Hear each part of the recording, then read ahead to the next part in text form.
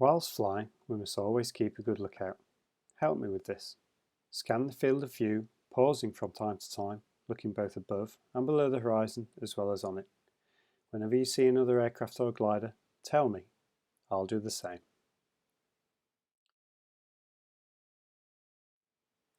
Now I'll show you how the controls work.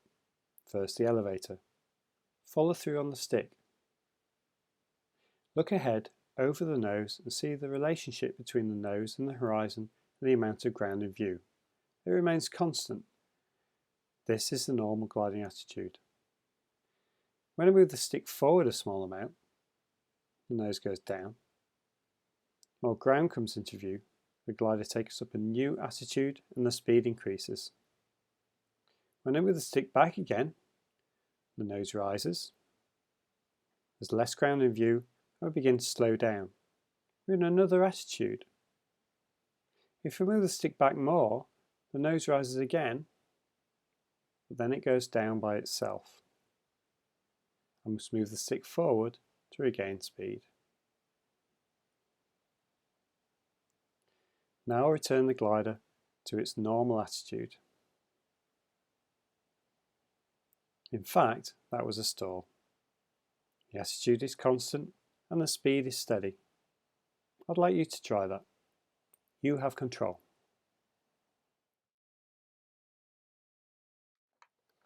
Now I'll show you the effect of the ailerons and how we roll the glider. Look ahead and see that the cockpit edge is symmetrical with the horizon. The wings are level. If the wings were not level, the view ahead would look like this.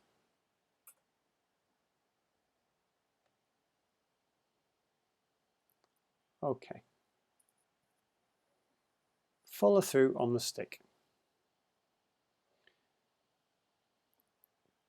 Look right first. Make sure that it's clear to the left.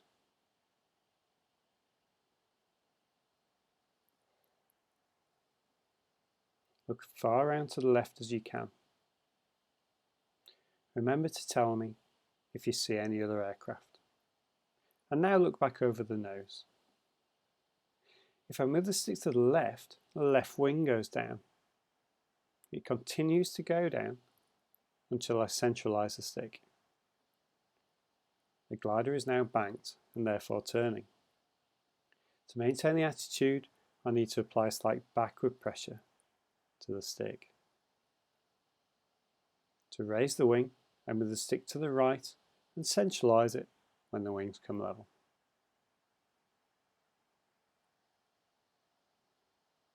As the wings come level, I relax that backward pressure on the stick to maintain the correct attitude. Now you try. You have control.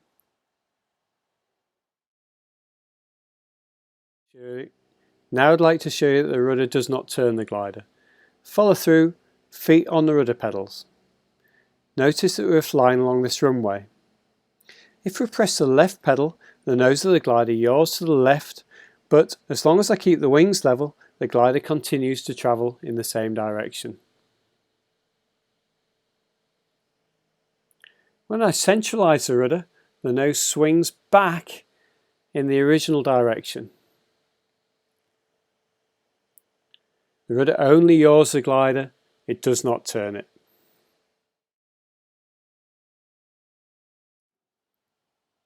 Now I'll show you another effect of the ailerons and why we need to use the rudder. Follow through on the stick and the rudder. Because the glider will turn in this demonstration, we'll look out in that direction. We're going to go to the left. Okay, good, and then back over the nose. Watch what happens when I move the stick to the left without moving the rudder. Which way did the nose swing? And especially which way did it swing initially? And hopefully they would reply to the right. Okay, this is adverse yaw. It's the result of aileron drag. To counteract this effect, we need to use rudder in conjunction with the aileron. If we use left aileron and rudder together, the nose no longer swings to the right. So we always use aileron and rudder together. So it's stick and rudder to the left and stick and rudder to the right. We always use stick and rudder together.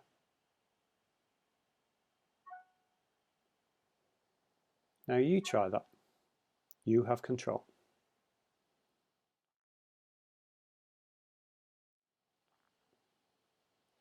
Okay, you have control.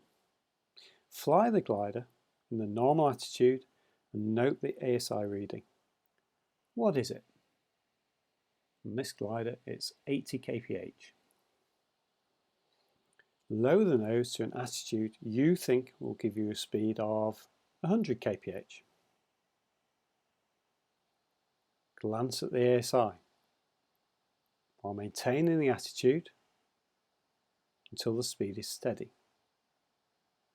Notice it takes some time for the speed to increase to the new value. If you haven't got the speed you want, make a further attitude correction, wait, and then check the ASI again. So if I try to select a new speed solely by watching the ASI, then you will end up chasing the airspeed. Let me show you. I have control. If I lower the nose until I get a speed of, say, in this glider with a metric ASI 100 kph, like this, then the speed will eventually go beyond that figure.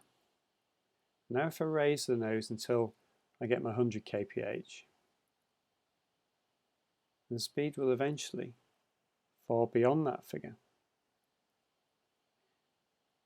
The only way to control the glider is by setting the attitude,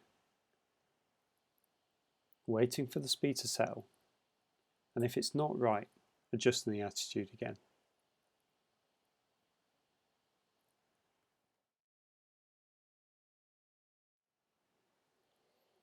Now I'm going to show you how to use the trimmer. I have control.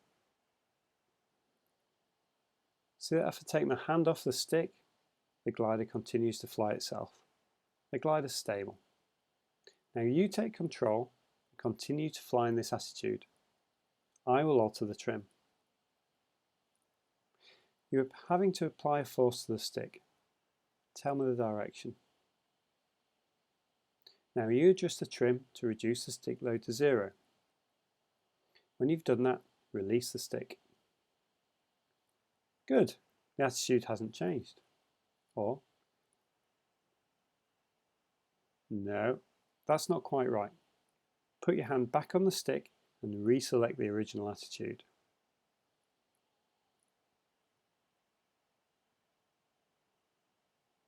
Check the speed. Okay, 90 kph will do. Center load on the stick. Adjust the trim again. Check by releasing the stick. Good, that's fine. Now, increase the speed to 120 kph and trim for that speed. So we set the attitude, wait for the speed, 110, that's not quite enough. Lower the nose a little bit more, adjust the attitude, wait, check the speed, that's not quite right, raise the nose a bit. So adjust the attitude, wait, 120 kph, that's correct. Now we adjust the trim, that's much better. From now on, always fly the glider in trim.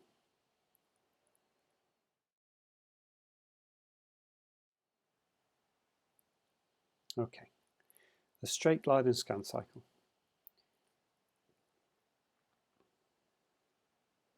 Now in practice, you would do this in chunks. You wouldn't do the whole thing in one go. But I'm going to go through it all in one go, just by flying straight and level. Now I'm going to show you the straight glide and how to recognise and achieve it. Follow through on the controls. This is the normal gliding attitude. Look ahead over the nose and see the relationship between the nose and the horizon or the amount of ground in view. Also notice that the wings are level. If the picture over the nose is wrong, And we roll the wings level using ailerons and rudder together, centralising the controls as the wings come level, and select the correct pitch attitude with the elevator. I will now put the glider in a different attitude, and I want you to return it to the normal wings level attitude. You have control.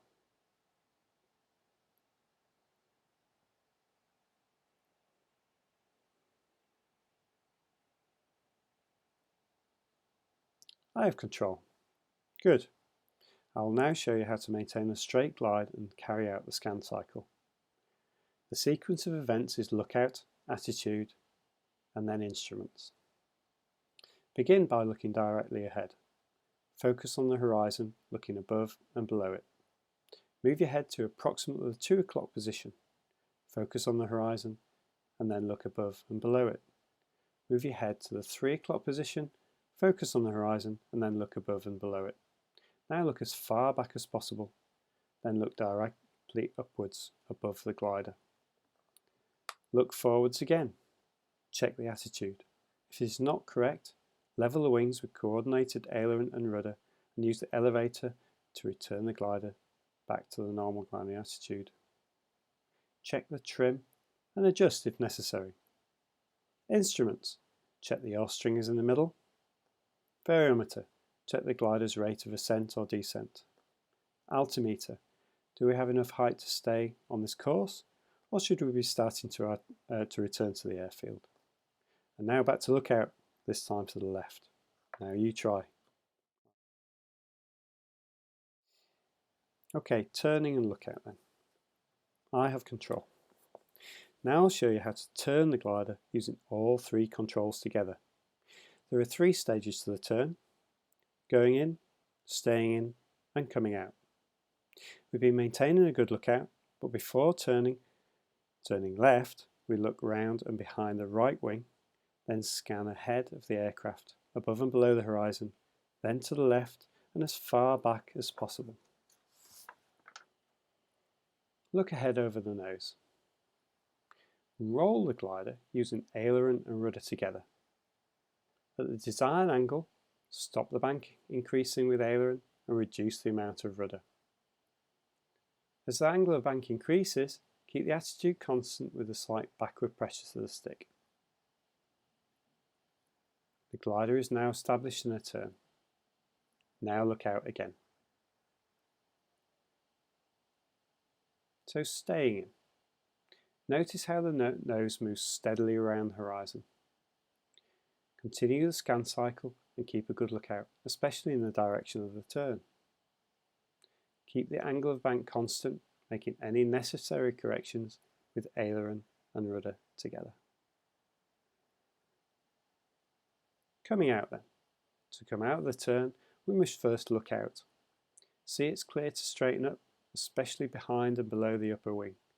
Other gliders may have joined you. Roll the wings level with the aileron and rudder together, relaxing the backward pressure as you do so, and centralising all the controls as the wings come level.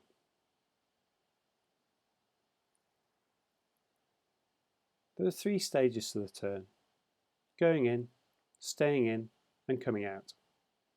Now you try that. You have control.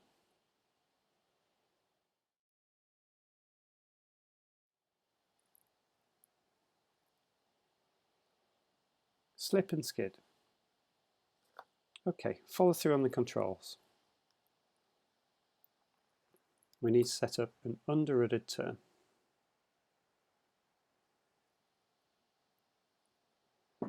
I've used too little rudder.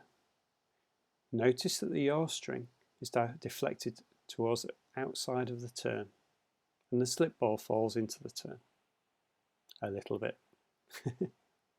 I need to increase the amount of rudder to bring the yaw string back to the centre.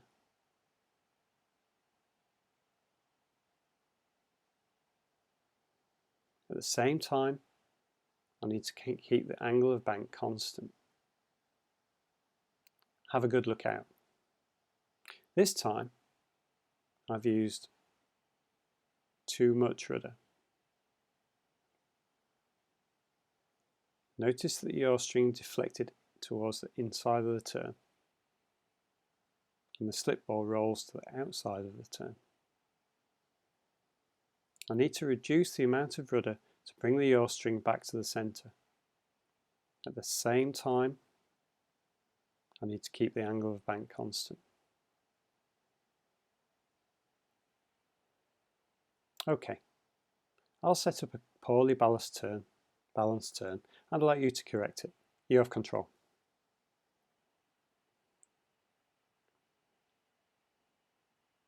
Okay.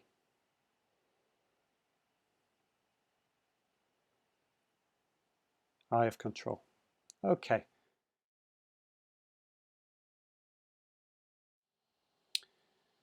Before I show you the stall and recovery, we do a hassle check.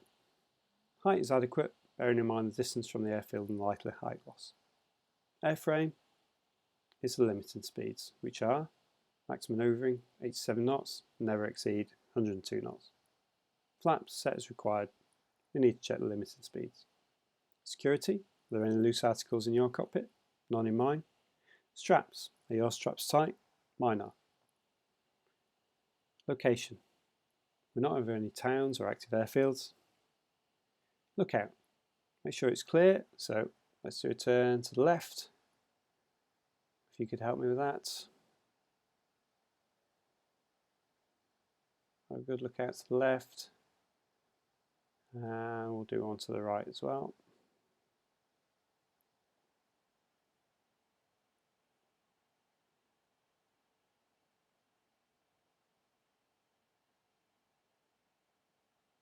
Looks good to me. Okay.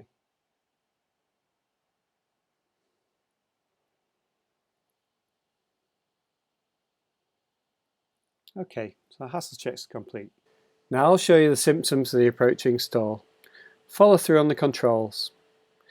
If the nose is raised even a little above the normal attitude, the airspeed reduces, the noise of the airflow changes, it gets quieter. The effects of the ailerons may change, the glider buffets, and despite my attempts to raise the nose of the elevator, it drops. To recover, move the stick forward, regain flying speed, and return back to the normal gliding attitude.